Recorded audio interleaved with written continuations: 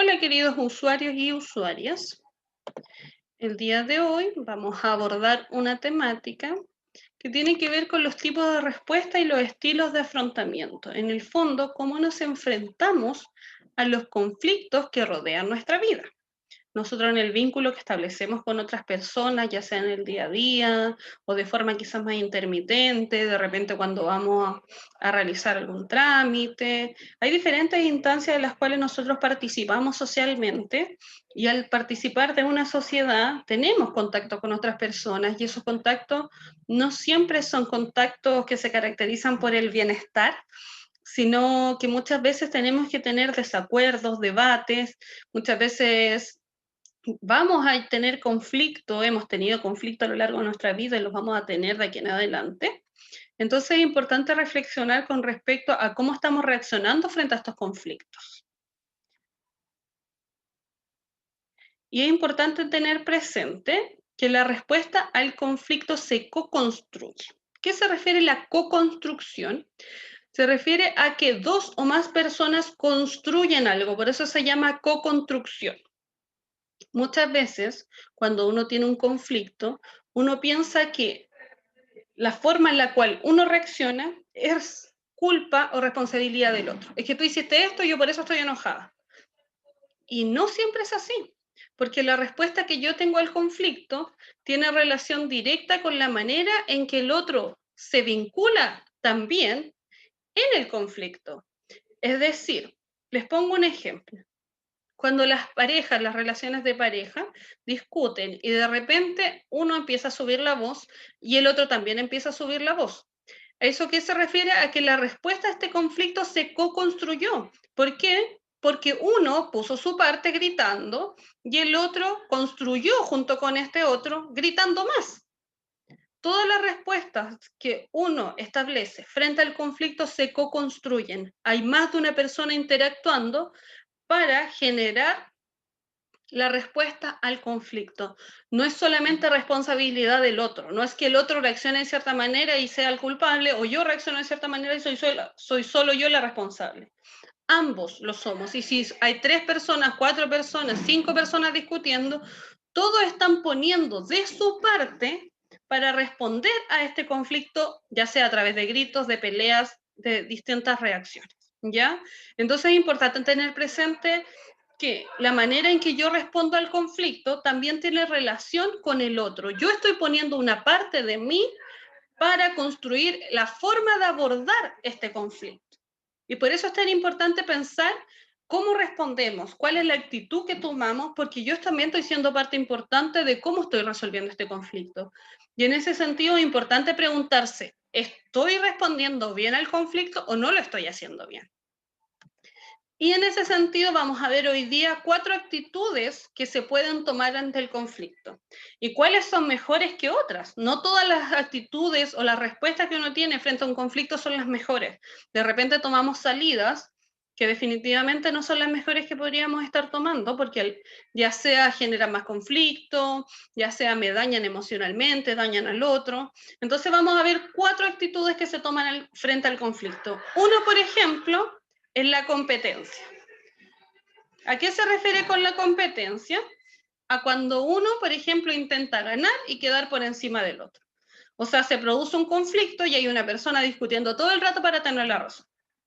Y eso no es algo positivo o no es algo que esté generando un buen como ingrediente al conflicto, porque yo en el fondo no estoy tomando en cuenta los sentimientos del otro, no estoy tomando en cuenta la empatía, no estoy tomando en cuenta al otro, yo estoy solamente quedándome con lo que yo busco, con mi idea, con lo que yo quiero encontrar, y eso me lleva a competir. Entonces, si yo en algún momento me enfrento a un conflicto, mi actitud no puede ser la de la competencia, porque al final solamente te vas a quedar con que tú ganaste o tuviste la razón y se te olvidó pensar en cómo se podía sentir el otro. Entonces la competencia, a pesar de que es una actitud que se toma, no es la mejor ni la ideal. Otra actitud que también se toma frente al conflicto es la acomodación.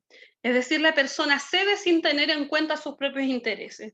Y eso muchas veces yo lo he visto con los usuarios, los adultos mayores del centro donde trabajamos, que se producen conflictos con la familia y ellos dicen, bueno, no importa, no, si yo me acomodo, pero en esa acomodación lo que sucede es que la persona deja de pensar en sus propios intereses y más que en sus intereses también deja de pensar en su propia salud mental, en su autonomía, en su independencia. Llega tanto a pensar en el otro que deja de pensar en lo que para él es importante y eso también es un problema.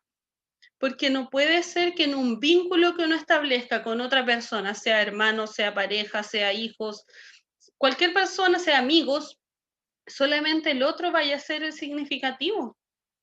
Uno también tiene algo que decir, uno también tiene gustos, uno también tiene reglas, uno también tiene ética, uno también tiene límites, y esos tienen el mismo grado de importancia que el del otro. El de un hijo, el de una hija no puede ser más importante porque es mi hija, porque yo soy la mamá, porque yo tengo que ceder. No, en un vínculo que uno establece con alguien, uno no puede ceder todo el tiempo porque uno también tiene límites, porque uno también tiene cosas que no le agradan y es importante no solo respetar al otro, sino también respetarme a mí misma, a mí mismo como quien yo soy. Entonces la acomodación, a pesar de que muchas veces se cree que ceder está bien, no siempre es saludable, porque hay un momento en que se llega a ceder tanto que uno deja de perder el foco, uno deja de pensar en el propio interés y en el propio beneficio y en lo que a mí me gustaría o en lo que a mí me haría bien. Muchas veces cedimos en cosas que al final nos terminan dañando y eso no está bien. La tercera actitud que se toma frente a un conflicto es la de la evitación, y eso es algo que yo también veo muy seguido en algunos usuarios del centro, que dicen, no, si no importa, no, si da lo mismo, cuando a la persona en realidad no le da lo mismo, sino que le afecta. Entonces, cuando nosotros evitamos conflictos, los conflictos siguen ahí. O sea, si yo evitar un conflicto es como si yo me pusiera una corbata o una pañoleta en los ojos y yo creyera que porque ya no veo lo que está frente a mí, entonces no está. No, porque cuando yo me saque esa pañoleta, eso va a seguir ahí. Y eso mismo pasa con los problemas. Yo, por más que los evite, los problemas no se han solucionado, sigue el conflicto ahí. Entonces yo no puedo evitar y hacer como si no importara o hacer como si no estuviera pasando nada, porque en realidad están pasando cosas. Y la cuarta actitud, que es una actitud muy positiva, es la actitud de la colaboración. Cuando uno busca solución en conjunto que satisfaga a ambas partes, es la forma más ideal para atender frente a un conflicto. Cuando uno colabora con el otro, cuando uno adquiere un compromiso con el otro, de, ok, yo voy a hacer esto, tú vas a hacer esto, y quizá ambos no van a lograr lo que querían al principio, pero sí van a lograr más que si estuviesen todo el rato discutiendo, compitiendo por quién se va a llevar la razón. Porque cuando uno compite, por ejemplo, que era la primera actitud, solamente uno gana. Cuando uno colabora, ambos ganan. Entonces es importante pensar de qué forma yo puedo llegar a un punto medio con la otra persona para que ambos nos sintamos satisfechos. Porque quizás yo pienso que mi actitud ante el conflicto es súper buena porque yo me siento bien. Pero ¿qué pasa si el otro no se siente bien? Entonces es importante que al momento de que uno aborde un conflicto, llegar a un punto medio, colaborar para llegar a un punto donde ambas partes estén satisfechas. Esa es la mejor manera de abordar un conflicto. Y eso requiere de mucha madurez, requiere de que uno se ponga en el lugar del otro, requiere que uno en realidad escuche al otro, no solamente escuche lo que uno quiere decir, pero que el otro también tenga esa misma actitud, que el otro también sea empático conmigo, que el otro también piense en lo que yo deseo, en lo que yo le estoy diciendo, que de verdad me oiga, y no sea simplemente un, bueno, si te estoy escuchando, cuando en realidad no se está escuchando a la persona.